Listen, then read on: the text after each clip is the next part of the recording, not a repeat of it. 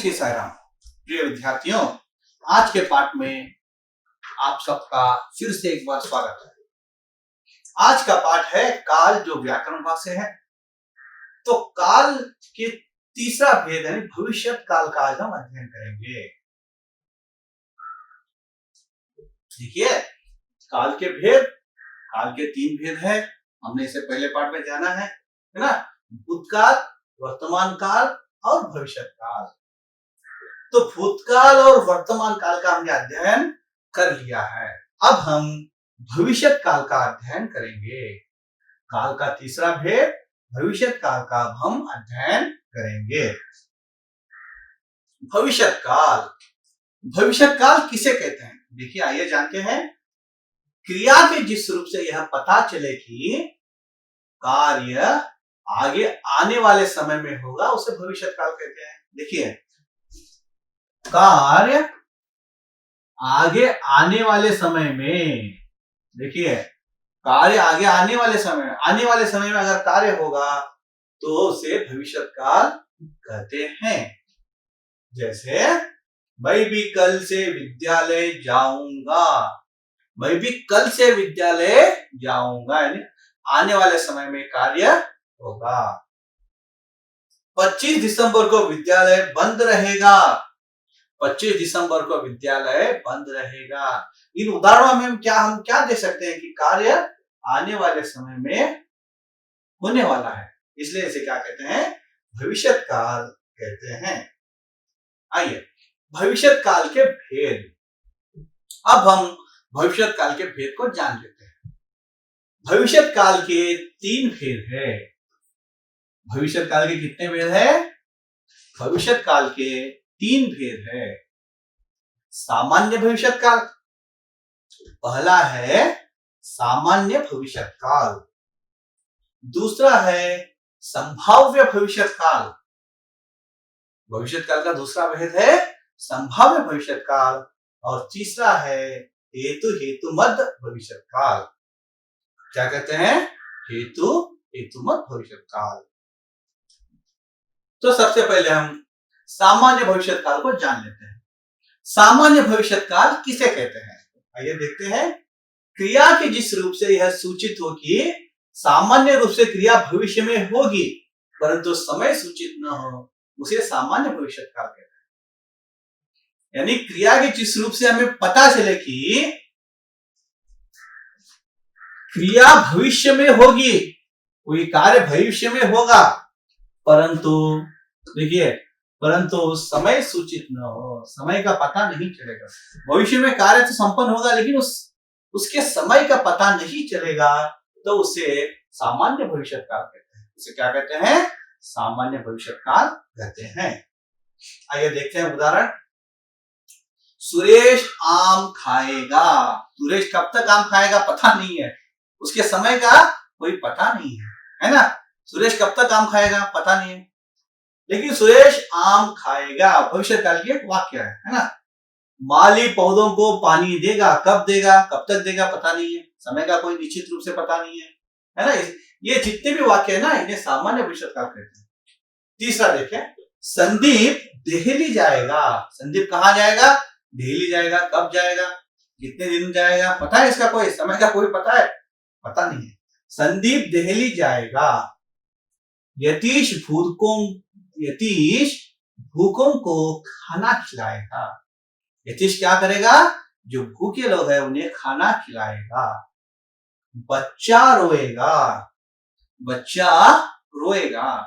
है ना। इन सभी वाक्यों के उदाहरण में हम क्या देखते हैं? क्योंकि क्या देखते हैं कि भविष्य में कार्य तो होगा परंतु समय सूचित नहीं है, इसलिए इन्हें क्या कहते हैं? सामान्य भविष्य काल कहते हैं। इन्हें क्या कहते हैं? सामान्य भविष्य काल कहते हैं।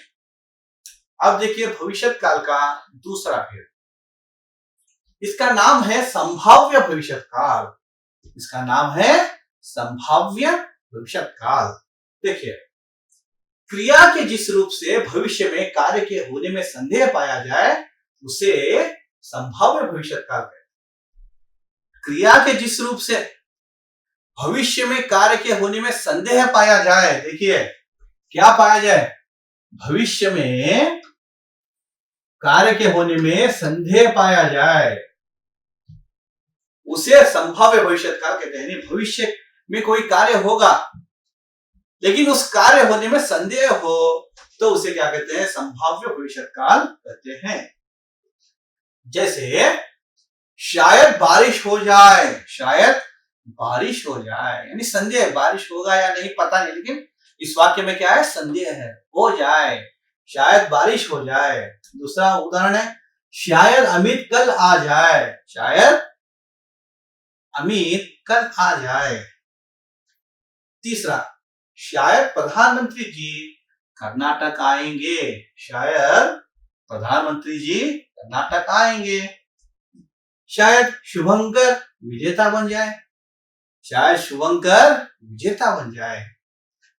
शायद भारत की जीत होगी, शायद भारत की जीत होगी। इन सभी वाक्यों में हम क्या करते हैं कि भविष्य काल में कार्य होने वाला है लेकिन उसमें संदेह प्रकट किया गया है। भविष्य काल के जिन वाक्यों में संदेह प्रकट होता है तो उन्हें क्या कहते हैं, संभाव्य भविष्य काल कहते हैं।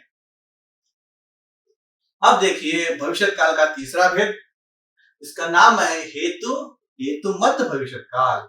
हेतु हेतुमत भविष्य काल। ये हेतु हेतुमत भविष्य काल किसे कहते हैं, जानते हैं।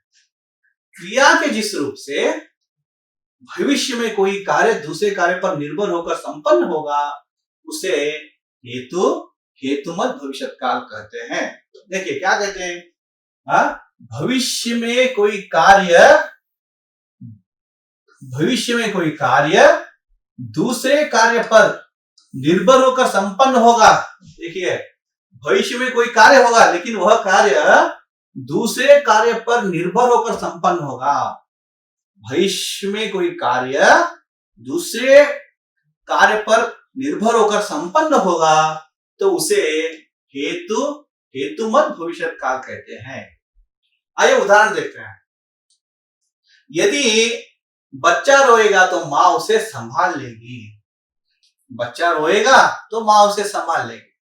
माँ बच्चे को संभालेगी, कब संभालेगी, अगर बच्चा रोएगा तो माँ उसे संभाल लेगी। यानी भविष्य काल में कार्य संपन्न हो रहा है, किस पर हो रहा है, किसी दूसरे कार्य पर भविष्य काल का कार्य संभव हो रहा है। यदि तुम मेहनत करोगे तो सफलता प्राप्त करोगे, यदि तुम मेहनत करोगे तो सफलता प्राप्त करोगे। यदि छुट्टियां मिलेंगी तो मैं मुंबई जाऊंगा। देखिए ये मुंबई जाना चाहता है लेकिन कब, यदि छुट्टियां मिलेंगी तो मैं मुंबई जाऊंगा। रवि कमाएगा तो मैं खाऊंगा, रवि कमाएगा तो मैं खाऊंगा। हनुमंत आएगा तो मैं जाऊंगा, हनुमंत आएगा तो मैं जाऊंगा। इन सभी वाक्यों में हम क्या देखते हैं कि भविष्य में कोई कार्य होगा लेकिन वह कार्य दूसरे कार्य पर निर्भर होकर होगा। भविष्य में कोई कार्य दूसरे कार्य पर निर्भर होकर होगा तो उन्हें क्या कहते हैं, हेतु हेतुमत भविष्य काल कहते हैं। बस सिर्फ हमें इतना याद रखना है कि भविष्य में कोई कार्य दूसरे कार्य पर निर्भर होकर संपन्न होगा। भविष्य में कोई कार्य दूसरे कार्य पर निर्भर होकर संपन्न होगा उसे हेतु हेतुमत भविष्य काल कहते हैं। तो आज का पाठ यहाँ पर समाप्त होता है। जय साई राम।